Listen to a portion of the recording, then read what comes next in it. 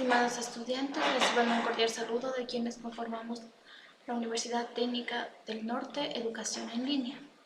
El día de hoy vamos a abordar la unidad 1, el diagnóstico del presente histórico. Como la agenda principal tenemos América Latina a finales del siglo XX, las transformaciones sociales en el continente asiático y la crisis del mundo desarrollado. Con el transcurrir del tiempo, los fenómenos sociales, culturales, económicos e históricos van entrelazándose y tejiendo las sociedades en las que vivimos. Este contexto, en el módulo de Cultura y Sociedad, tiene por finalidad presentar una serie de acontecimientos históricos que han marcado huella en el mundo y que determinan el presente en el cual estamos viviendo. América Latina a finales del siglo XX. Tenemos el caso de México y el efecto tequila. Se le denomina efecto por las consecuencias que causó en muchas economías a nivel mundial a raíz de la crisis mexicana. También se le denomina el error de diciembre. Surgió el 19 de diciembre de 1994 durante el inicio de la presidencia de Ernesto Zedillo, aunque se conoce que él solo vino a ejecutar la medida, pues el deterioro de la economía mexicana se sentó durante la presidencia de Carlos Salinas de Gortari. Como habíamos mencionado, en México, el 19 de diciembre del 94, en los primeros días de la presidencia de Ernesto Zedillo, se desata la crisis que fue provocada por las faltas de reservas internacionales, produciendo así la devaluación del peso. ¿Cuáles fueron sus factores principales? Fue la privatización de la banca nacional, alto gasto gubernamental en obras públicas, el déficit histórico en la cuenta corriente, emisión de los bonos, que son un instrumento que aseguraba el pago en dólares, más no en los pesos mexicanos. Los bancos otorgaron créditos a miles de personas sin comprobar la capacidad de pago. Estos créditos tenían intereses altos y tasas móviles, es decir, un mes pagaban una cantidad y en el siguiente mes podría variar. Existieron prácticas bancarias corruptas, hubo una fuga descontrolada de capitales y la inestabilidad política. Los efectos fueron la inflación, se dispararon los intereses en créditos bancarios, incrementó los servicios de deuda en la moneda local y extranjera, disminuyó la actividad económica, quebraron millones de empresas y hubo despidos masivos de empleo. Se produjeron varios suicidios producto de la tensión de las deudas, incrementó el desempleo, aumentó la pobreza, se deterioró la economía e incrementó la migración a otros países.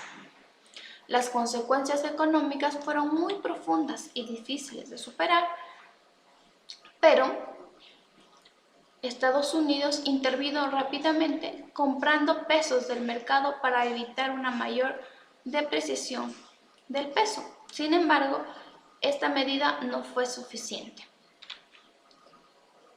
Para la salida de la crisis, se recurrió a organismos como Fondo Monetario Internacional, el gobierno de los Estados Unidos, al Banco de Pagos Internacionales, Banco de Canadá y países latinoamericanos, quienes aportaron dinero para el despliegue económico.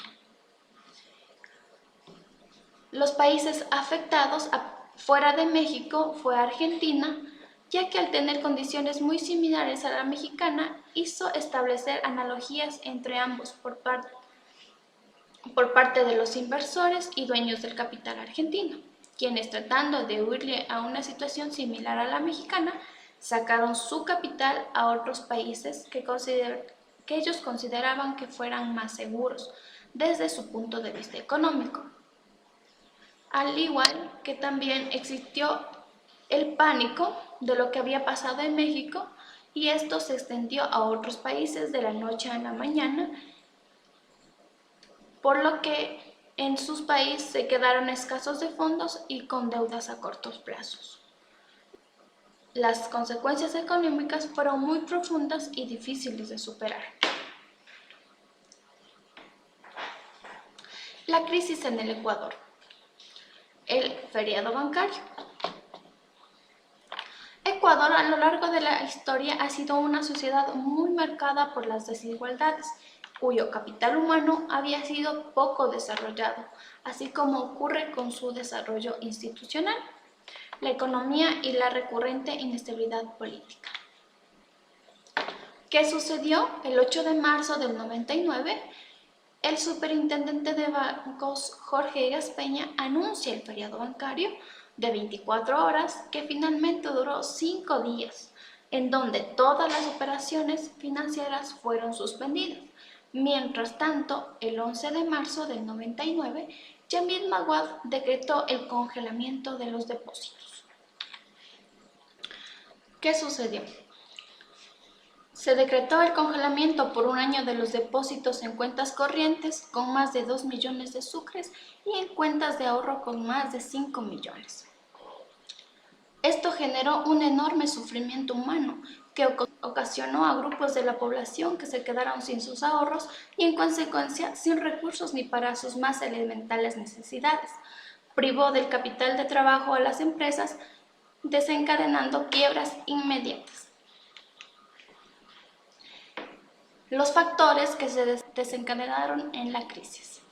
En la década del 90 se tomaron medidas como la liberación del dólar, las tasas de interés bancario y a la par disminuyó la protección de sus aranceles además de eliminar los subsidios. La liberación del sistema financiero en el 92 dio lugar al incremento de los ingresos de capitales. Sin embargo, se generó un boom de créditos en forma acelerada por parte de las empresas y las entidades financieras. Los negocios que se habían endeudado no crecieron, generando el incumplimiento de los pagos y de los créditos concedidos. La crisis fiscal provocó la salida de capitales, lo que trajo como consecuencia que la banca privada se fuera quedando sin liquidez.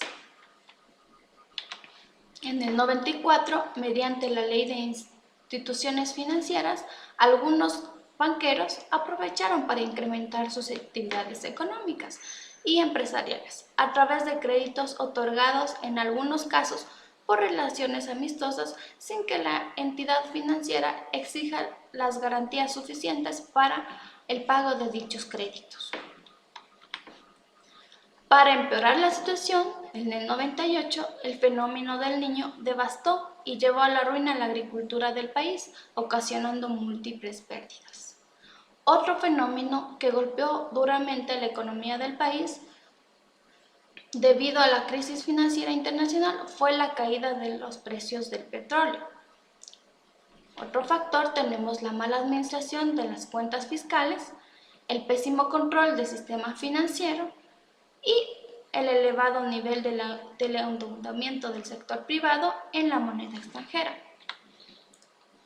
En el 98, el principal banco del país, como lo conocemos, Filanbanco, mostraba problemas de liquidez y solvencia. En un intento por salvar el desplome del sistema financiero, el gobierno del presidente Jamil Maguad decide la intervención del banco, lo que costó arcas ecuatorianas a una importante cantidad de dinero.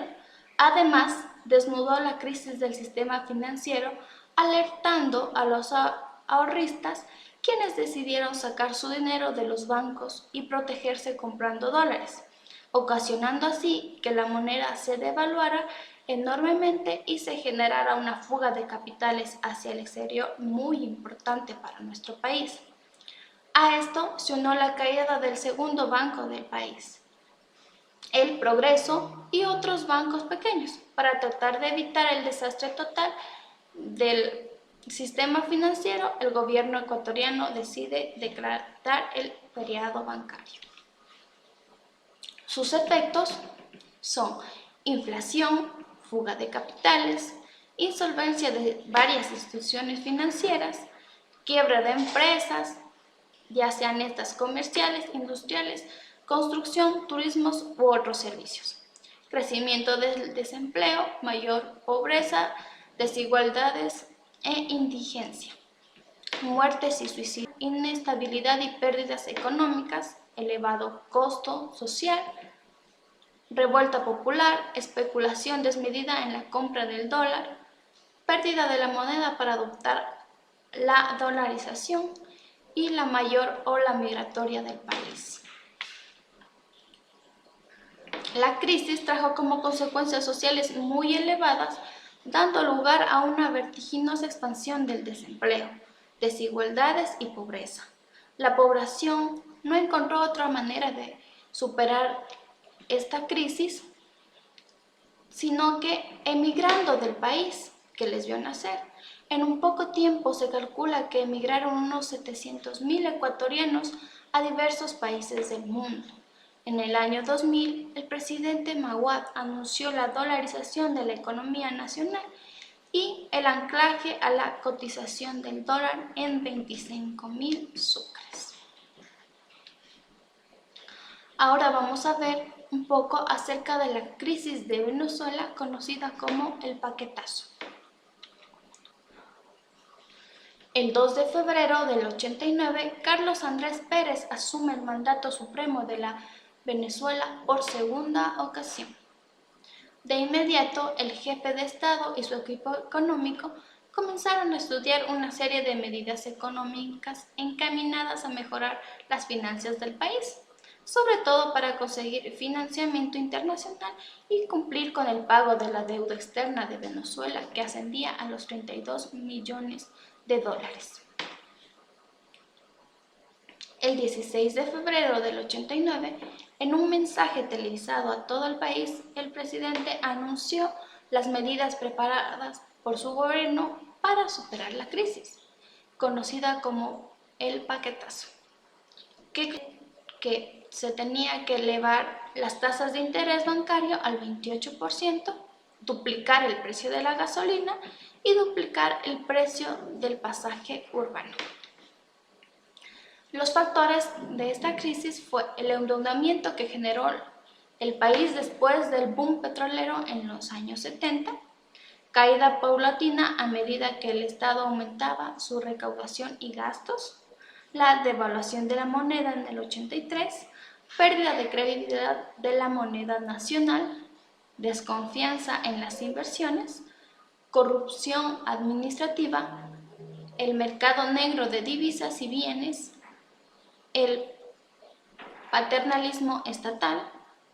Se acumula una compleja problemática entre tres fuentes, como son la política, la economía y la social.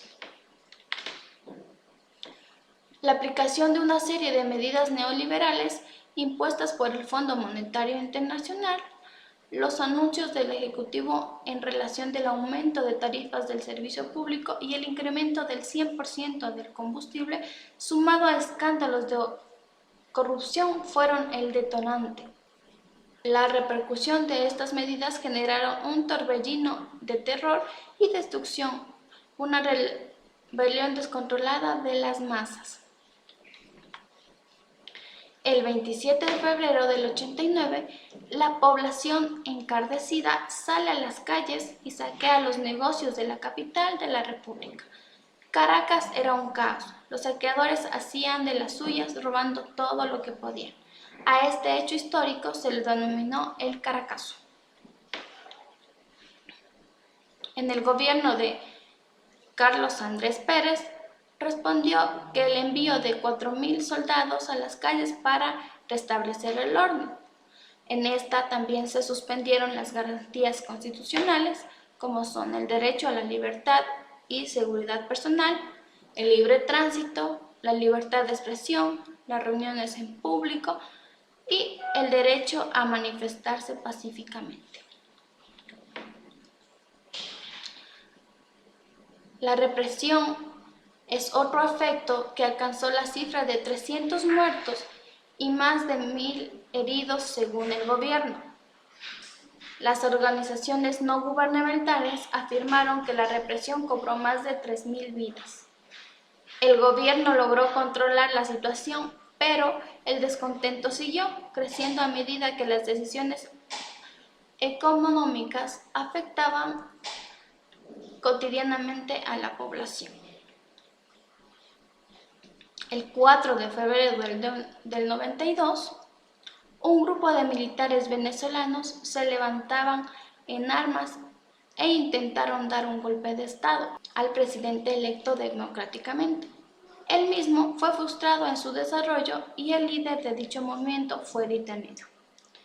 El líder se trataba del teniente coronel Hugo Chávez Frías, quien se rindió en cadena nacional de televisión y envió un mensaje con la promesa de que seguirá intentando cambiar la realidad nacional. Esta actitud y el liderazgo natural que gozó entonces el teniente general hizo surgir una figura de líder carismático que agradó a la población y pasó a convertirse en un referente para una gran mayoría de los que estaban descontentos.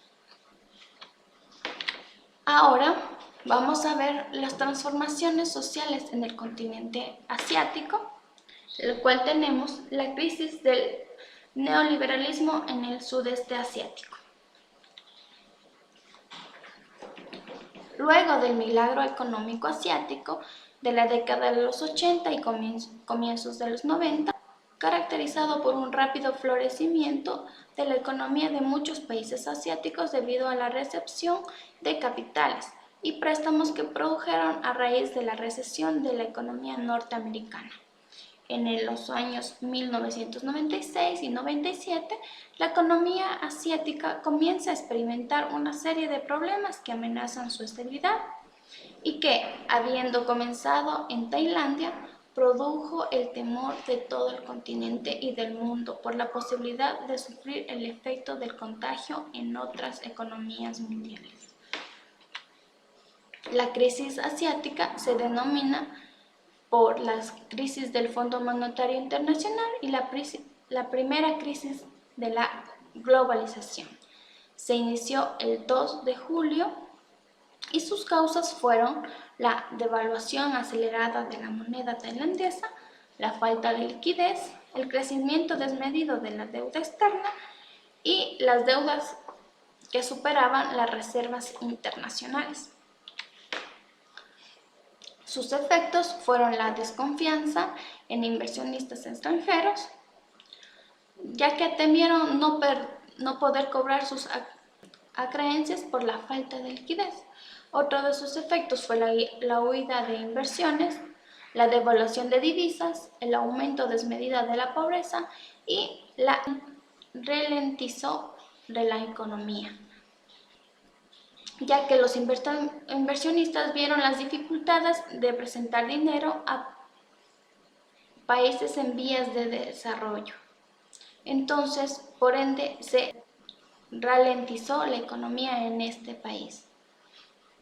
Los países afectados fueron Tailandia, Indonesia y Corea del Sur.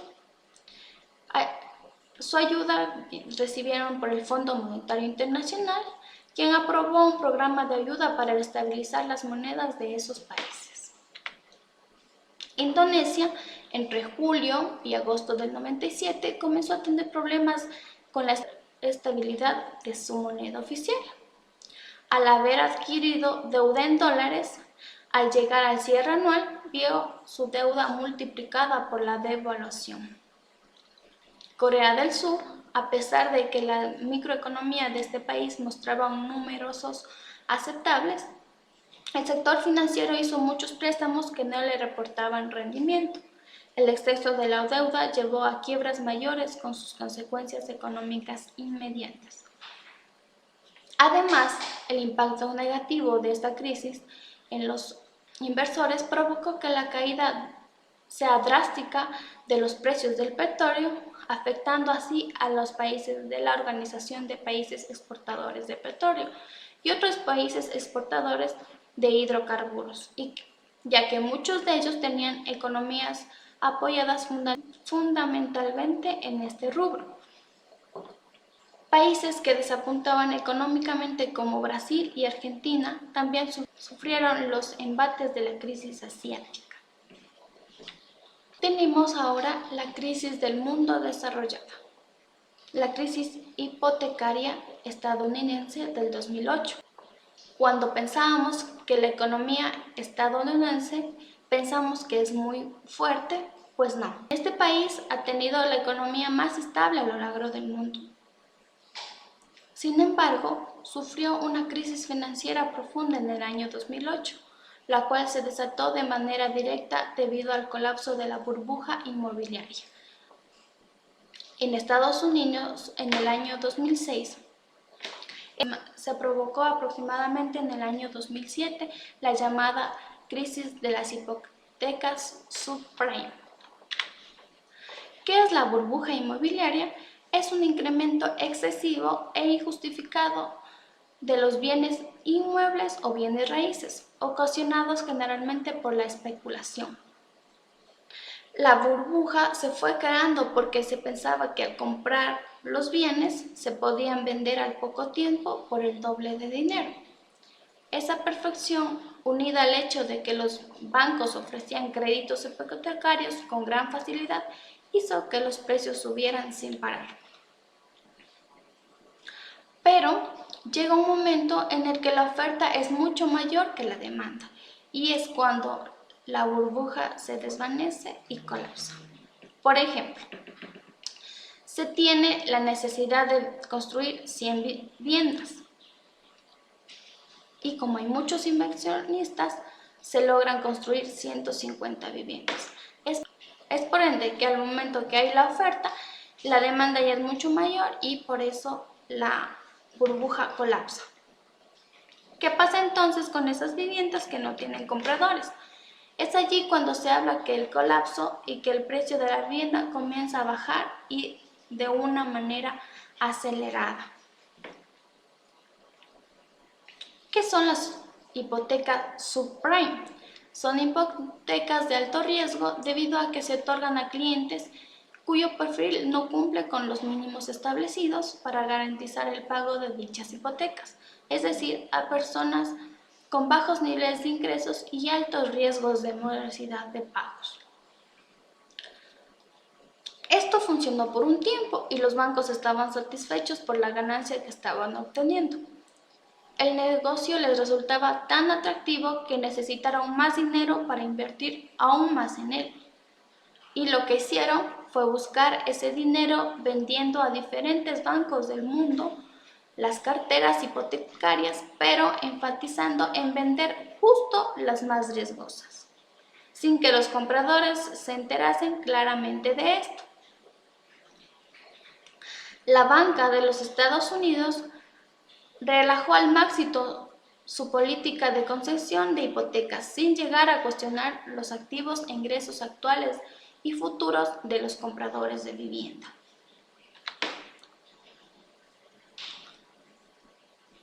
La crisis. Los americanos se endeudaron a niveles históricos con todo tipo de préstamos y gastaban más de lo que les ingresaba. La especulación inmobiliaria aportaba grandes beneficios a los inversores y el proceso se aceleraba. Más deuda, mayores precios, pero también más inflación. Otro factor de la crisis es cuando sube la tasa de interés. Obtener créditos ya no era tan fácil, además de ser mucho más caros, lo que produjo una reducción sustancial en la demanda de viviendas y con ella los precios. Se deterioraron la situación económica del país, hubo pérdida de empleos y bajos salarios, muchos ciudadanos dejaron de pagar sus hipotecas y empezaron a perder sus inmuebles. Los bancos comienzan a llenarse de activos sin valor comercial atractivo y por ende comienzan a bajar los precios. El mercado inmobiliario se desvanece y estalla la burbuja inmobiliaria que se había creado 2 décadas atrás. Se transmite la crisis inmobiliaria a la bolsa de valores. Existe incertidumbre sobre el impacto de la crisis hipotecaria en los balances de las entidades financieras, quiebran entidades hipotecarias, existe la fuerte crisis de liquidez entre los bancos, grandes pérdidas en las instituciones financieras, como bancos, agencias hipotecarias, etc. Y también la crisis financiera global con repercusiones a nivel mundial. Esto se pasó de un extremo al otro. Y al poner muchos requisitos y elevados intereses, los costos para adquirir un crédito ya era más difícil y por ende los estadounidenses no pudieron cumplir con la deuda. Estos extremos trajeron un impacto inmediato a la economía. Al haber menos dinero circulando, hubo una disminución del consumo y de las empresas. Es cuando comienzan a desaparecer puestos de empleo y a estancarse los sueldos, aumentando más la crisis inmobiliaria y financiera. ¿Quiénes fueron los actores responsables de la crisis? Fueron todos, ya que los compradores por adquirir créditos que no podían pagar, las instituciones que inventaron complejos instrumentos financieros y tuvieron riesgos exagerados, los bancos por no revisar la verdadera capacidad de pago de sus clientes, las autoridades regulatorias que no visualizaron el problema. Con esto hemos terminado. Chicos, no se olviden que tenemos la cartelera en línea para los comunicados oficiales, el foro de dudas e inquietudes para cualquier duda que hayan tenido sobre la exposición y no se olviden de usar la cafetería virtual en las cuales tenemos el área social.